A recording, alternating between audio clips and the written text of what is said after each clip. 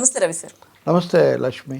Sir, విశాఖలో MRO Ramanaiah హత్య జరిగింది సార్. దీనిపైన విపక్షాలు కూడా తీవ్రస్థాయిలో విమర్శలు చేస్తున్నాయి. ఎందుకంటే విశాఖ క్రైమ్ సిటీగా మారుతుంది, క్రైమ్ రేట్ పెరిగిపోతుంది అని. సో ప్రస్తుతం అయితే కేసును ఛేదించినట్టుగా పోలీసులు చెప్తున్నారు సార్. ఛేదించటం అంటే ఇంకా ఎవరు ఎందుకు కారణం తెలీదు. నిజంగా ఇట్లాంటి ఘటనలు ఆందోళన కలిగిస్తాయి కదా అని తహసీల్దార్ 2 రోజుల కిందట కూడా ఆయన డ్యూటీలో ఉన్నాడు.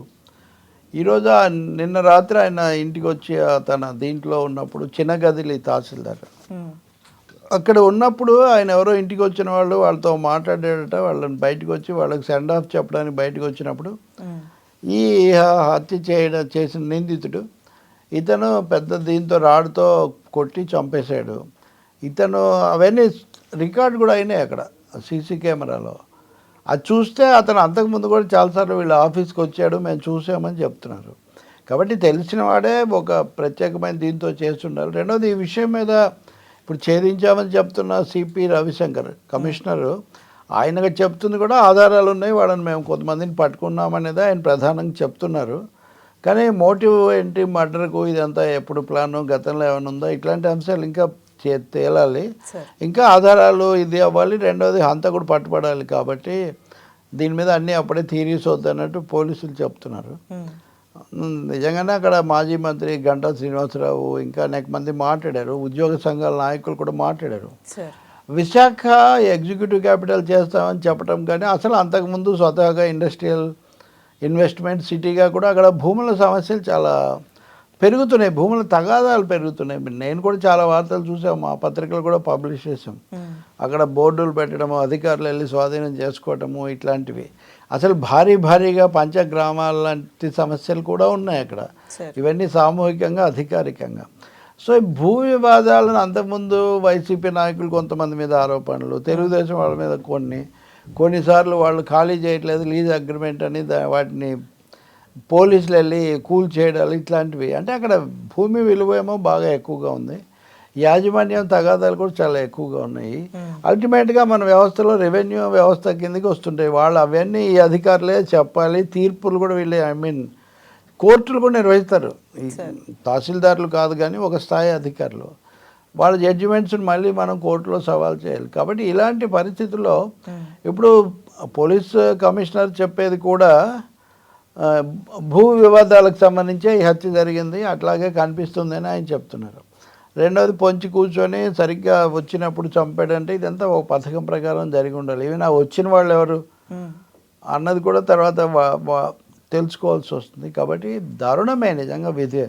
ఉద్యోగం చేసే ఒక అధికారిని ఇలా ఇంత ఘోరంగా చేస్తే, నువ్వు అన్నట్టుగా ఇంతకుముందు కూడా ఆయన ఎంపీ సత్యనారాయణ కుటుంబ సభ్యులను కిడ్నాప్ చేశారు, 2 రోజులకి ఏదో వచ్చారు. ఆ తర్వాత అప్పుడు కూడా భూ వివాదం ఉంది అక్కడ కూడా. వాళ్ళు కూడా ఆయన దగ్గరికి వచ్చిన వాళ్ళే ఈ పని చేశారు అని చెప్తున్నారు. ఎంపీ కుటుంబము స్వయంగా ఆయన భార్య పిల్లలను లేకపోతే వాళ్ళని చేయటము, లేకపోతే తహసీల్దార్ లాంటి ముఖ్యమైన అధికారిని బహిరంగంగా హత్య చేయడం, ఇవన్నీ దృష్టిలో పెట్టుకుంటే తీవ్రమైన విషయాలు కదా. ఇవి కాకుండా కోర్టుల్లో నడిచేవి, కొట్లాడుకునేవి, లేకపోతే అనుమానాస్పద మరణాలు, వాటికి లెక్కే లేదు. కాబట్టి ఖచ్చితంగా విశాఖ ఇన్ని నేరాలు జరుగుతున్నప్పుడు గంట అన్నట్టున్నాడు క్రైమ్ క్యాపిటల్ అని. సరే ఎగ్జిక్యూటివ్ క్యాపిటల్ అంటున్నారు కాబట్టి క్రైమ్ క్యాపిటల్ అని, అది లేకపోయినా ఇది ఇన్ని నేరాలు జరిగితే ఆందోళనే. అయితే ఒకటి రాయలసీమ వాళ్ళు వచ్చి అనేదో అన్నారు, రాయలసీమ ఇంకోటి దానికంటే కూడా నేరస్థ శక్తులు ప్రవేశించి ఇట్లాంటివి చేస్తున్నాయా? అలాగే భూ కబ్జాదారులకు అండదండలు ఇస్తున్న వాళ్ళు ఎవరు? అధికారులను వాళ్ళు ఎలాంటి ఒత్తిడికి గురి చేస్తున్నారు? మాఫియాలు కొన్ని తయారై ఉన్నాయంటున్నారు. అవన్నీ కూడా పోలీసులు తమ దర్యాప్తులో తేల్చాల్సి ఉంటుంది. సరే మేము ఛేదించాము అని కమిషనర్ చెప్తున్నారు కాబట్టి ఛేదించాము, కానీ మేము బయట పెడితే నిందితుడు తప్పించుకుంటాడు కాబట్టి మేము చెప్పట్లేదు అంటున్నాడు. మంచిదే, నిజంగా వాళ్ళ దగ్గర విషయం ఉండి దాన్ని దశల వారీగా చేసి అతన్ని తొందరగా పట్టుకొని విషయాలన్నీ చెప్తే మనం దాన్ని హర్షించవచ్చు.